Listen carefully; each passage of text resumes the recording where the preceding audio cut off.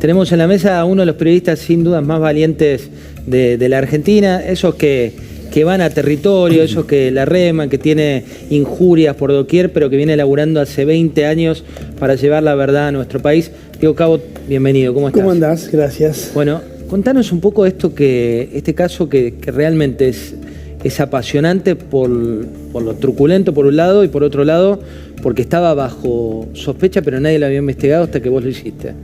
Bueno, acordate allá por enero, ¿no? A principios de enero, que un día te dije en la redacción, tendríamos que ir a mirar este caso porque la verdad es que había como muchas sospechas. Habían matado un ministro, ni más ni menos que el ministro de Desarrollo Social. En Catamarca. De Catamarca, ¿no? A principios de diciembre. Quedó, imagínate la cobertura como metida dentro del Mundial. Creo que ese mismo día, ese sábado que él murió, jugó a Argentina, no sé si no con Holanda o con México, un partido de esos. Lo cierto es que quedó, digamos, bajo el radar y cuando fuimos en enero, ahí encontramos como una cantidad te diría, siendo muy bien pensado, cosa que no soy, había una cantidad de desprolijidades enorme, ¿no?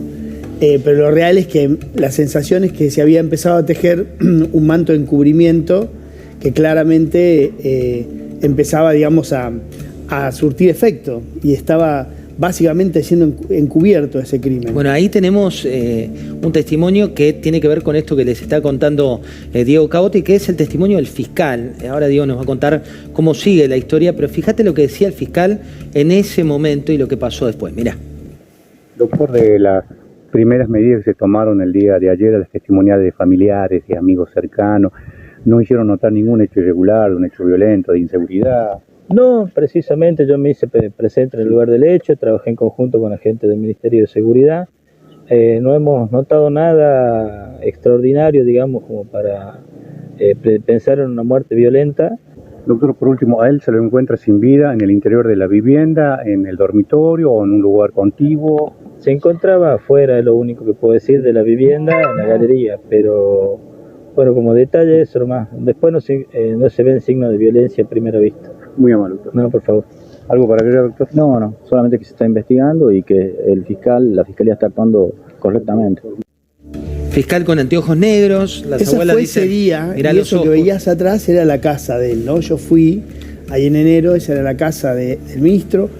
Bueno, sucedió que nosotros contamos la historia en aquel momento. Para que tengas idea, había un turno para la cremación del cuerpo a las 9 de la mañana y a las 8 más o menos decidieron, o a las 11 y a las 10, una cosa así, como una diferencia, decidieron hacer una segunda autopsia porque se empezó a hablar de esto. Bueno, lo cierto es que volvimos a los 3 meses y ya los hijos de quien era ministro, viendo que ya se imponía la impunidad, a este fiscal, entre paréntesis, le hicieron un jury.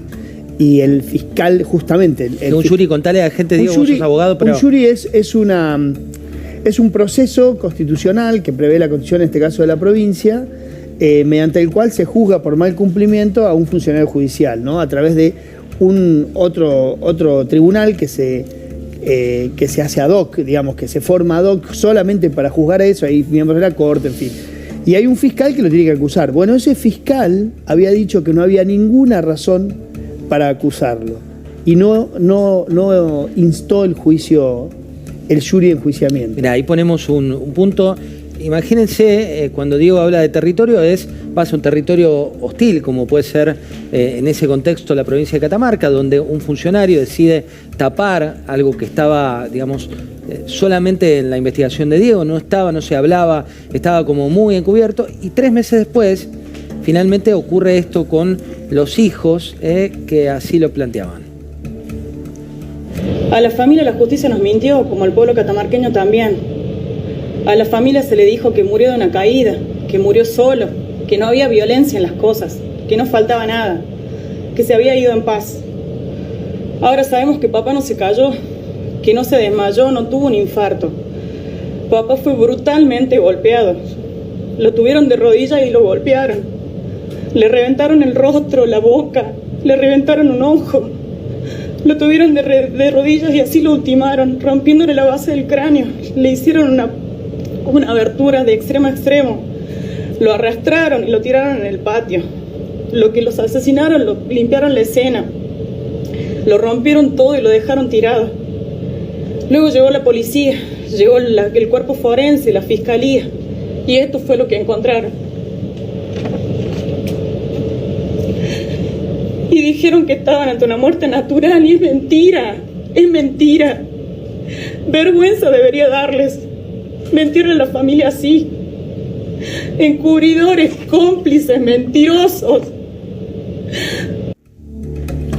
Hasta ese momento, como planteaba Diego, se iba a cerrar. Claro, ¿no? había como una sensación allá de que ya todo prácticamente quedaba en la nada, ¿no? Que el juicio al fiscal Palacio no iba a avanzar. En un momento habían solamente investigado a una mujer que trabajaba en el sindicato con él, porque hay que decir que era ministro de Desarrollo Social y a su vez secretario general del sindicato de gastronómicos que maneja Barrio Nuevo. Esa es la provincia de Barrio Nuevo.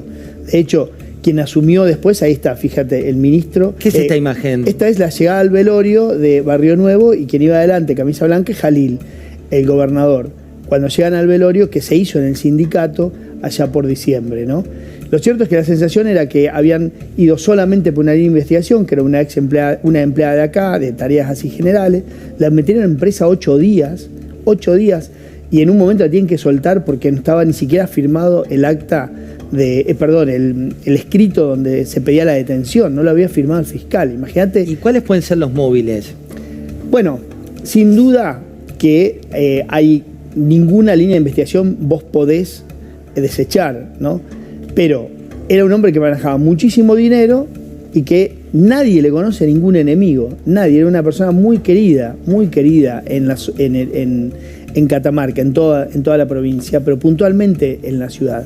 Era un hombre con una trayectoria enorme, vivía en una casa de barrio muy sobria, yo fui al lugar. Diego, y estos son los protagonistas, pues en este caso... Bueno, él es el ministro, obviamente. Te cuento un poco qué es esa conferencia, un minuto, y es ya los hijos cansados, o por lo menos viendo de que venía la impunidad, hicieron una conferencia de prensa y mostraron las fotos. A la prensa local le mostraron las fotos de su padre mutilado. Que son fotos impactantes, le pusimos, las gloriamos por la sin fuerza duda, de son la fotos foto. muy fuertes, donde no hay prácticamente ninguna duda respecto de... Ellos dos son los dos hijos, tiene más hijos, él es el abogado, Sarkis, Hijos y esta es la conferencia. sensibilizados, pero también con mucho miedo, porque hay que recordar que... Muchísimo miedo, porque son la provincia. Claro, son ciudades donde la gente le reconoce al poder, por ahí no la posibilidad de que le arruine la vida, de que le mejore la vida, pero sí que no se la arruine. Claro, exacto. Sí consideran que mañana a la mañana te pueden arruinar tu vida, ¿no? Entonces, es una ciudad, si querés una provincia, pero puntualmente Catamarca, que es donde estuvimos, la capital, donde el temor funciona y mucho, ¿no? A hablar o decir algo contra el gobierno. Los hijos ya cansados decidieron mostrar las fotos, ¿no? ¿El quién es quién de la historia? Bueno, por un lado lo tenemos a Juan Carlos, ministro de Desarrollo Social de Catamarca, que es como contabas. Y a su vez, no te olvides, porque es un dato muy importante, porque ninguna línea de investigación también, claro, hombre, mano derecha de Barrio Nuevo en el gremio, ¿no? Que para de hecho, Barrio Nuevo maneja ese gremio, ¿no? Maneja ese ministerio en un acuerdo que tiene con Jalil, y él, ya vamos a ver una foto, pero quien lo sucedió en el cargo a aquel ministro fallecido es el hijo de la hermana, ¿no? Hablamos ahí está, de Gonzalo Mascheroni, que es el sobrino de Barrio Nuevo, que es el actual ministro, ¿no? Y después de esto, digamos, ¿qué repercusión tuvo? Bueno, en el fue, gremio, digamos, sin duda que cuando yo estaba ya el lunes viajé y estaba cuando la conferencia de prensa fue un cisma a la política local, ¿no? Al poder local. ¿Y qué hizo, digamos, hasta ahora? ¿Cómo se movió el poder? Hubo una movilización, fíjate, empezaron marchas, ¿no? Que va creciendo a medida que pasan los días y que se empiezan a ver todas estas telarañas de encubrimiento. ¿Qué sucede? ¿No? Y que esto es importante. ¿Qué hizo el poder hasta ahora? Jalil callado, pero Barrio Nuevo acusa a los hijos. Dice, investiguen a los hijos, ¿no? A los hijos de Jalil. No, a los propios hijos del ministro muerto, ¿no? O sea, está... ¿Y por qué? Bueno, habría que preguntarle a él, pero lo que está haciendo es derivar la investigación hacia el núcleo familiar, o hacia el núcleo íntimo de cosa que hicieron de entrada. ¿Y el gobernador qué hizo? El gobernador estaba afuera, digamos, estaba de viaje en China, Japón, creo que Londres. Nadie mueve una moneda del lugar, nada, sin la anuencia del gobernador. Por ahora silencio absoluto. Nosotros lo llamamos, en su momento también estaba de viaje allá en enero, ahora también está de viaje. Es un hombre que mantiene la provincia también con esas formas bastante feudales, ¿no? Acordate que Catamarca en su momento se levantó y corrió la famosa dinastía de los Adis. Bueno, ahora hay algo similar con Jalil, que es el hombre que maneja absolutamente todos los hilos del poder en Catamarca. Tremendo. Vamos para la mesa. La verdad que estos casos, ¿no? Cuando los ves lejanos, pero de golpe, no sé, Alejandro, ¿qué te genera esta investigación de Diego? Bueno, a ver, primero, mucho respeto por el trabajo de Diego, porque sé lo que es estar en territorio hostil, ¿no? Tremendamente hostil. Y es tremendo, mirá, cuando yo todavía trabajaba como abogado, a un cliente mío en Santiago del Estero de Juárez le robaron un campo. O sea, le robaron un campo. Desapareció la plancheta catastral, le hicieron una denuncia, él lo había comprado, 10 años. El juez se llamaba Uniates, era el juez de quinta nominación. Cuando yo iba a hablar con él, me atendía con un guardia con la pistola acá, al lado mío. Yo era abogado, digamos, no es que... O sea, esto es cuando yo digo que lo de la matanza no puede ser visto solamente en términos de un hecho individual dolorosísimo. Es otro feudo. Es otro feudo, como lo son muchas provincias argentinas. Cuando vos decís, ojo que el conurbano va a terminar siendo como Rosario, el conurbano ya es Rosario con características absolutamente diferentes. Catamarca es Rosario con características absolutamente diferentes porque cada lugar tiene su idiosincrasia. Si aparece un ministro muerto, cualquier ciudadano, ¿no? Pero un ministro se supone que tiene, digamos, otras características por la notoriedad. Y el fiscal, yo cuando vi el fiscal dije, no sé qué va a decir este hombre, pero no me da confianza, ¿no? Te dice, no, hechos absolutamente normales. Bueno, te cuento algo, ¿no? Que no es menor. Jalil, una de las cosas que hizo durante la pandemia es dejar sin efecto el Consejo de la Magistratura, ¿no? La provincia es una de las pocas, Catamarca, que no tiene reforma constitucional después de la Constitución Nacional del 94 y nombraba a sus jueces con un Consejo de la Magistratura designado por ley. Jalil deja sin efecto la ley a través de otra ley y arma un consejo de notables para tomar exámenes.